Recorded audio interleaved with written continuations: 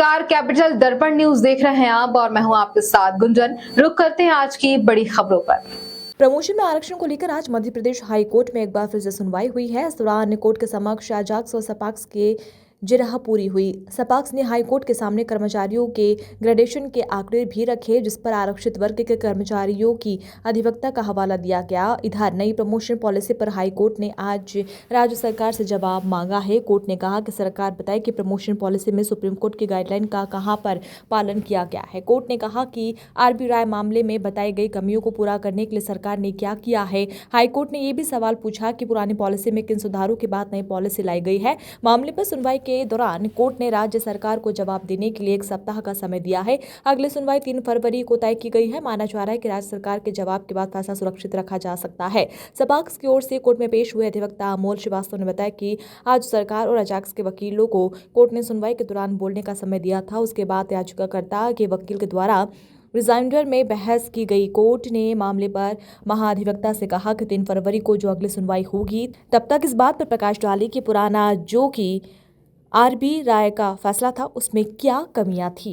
आज सरकार और अजाक्स के वकीलों को थोड़ा समय कोर्ट ने शुरुआत में दिया गया। उसके बाद जो तारीख निर्धारित की गई थी वो सपाक्स और याचिकाकर्ता के जो वकील हैं उनके द्वारा एक रिजॉइंडर में बहस की गई। जो तथ्य सरकार ने उठाए थे और इंटरवीनर्स ने अजाक्स ने उठाए थे उनका क्लैरिफिकेशन दिया गया और उनका जवाब दिया गया।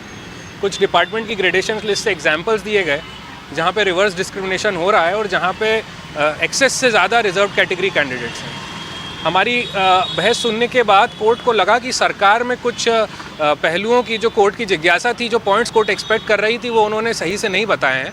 तो सरकार को एक मौका दिया गया है और प्रशांत सिंह साहब जो हमारे महाधिवक्ता हैं उनसे रिक्वेस्ट की गई है कि 3 फरवरी को ट्यूसडे को आप कुछ समय इस बात पे प्रकाश डालें कि जो पुराना आरबी राय का फैसला था, पुराने रूल्स में क्या कमियां थी उनको अपास्त किया गया, और दूसरा ये जो नए रूल्स बनाए गए हैं ये कैसे आरबी राय और एम नागराज के जो फैसलों के कंप्लायंट हैं और पुराने रूल्स में किस तरह से सुधार किया गया।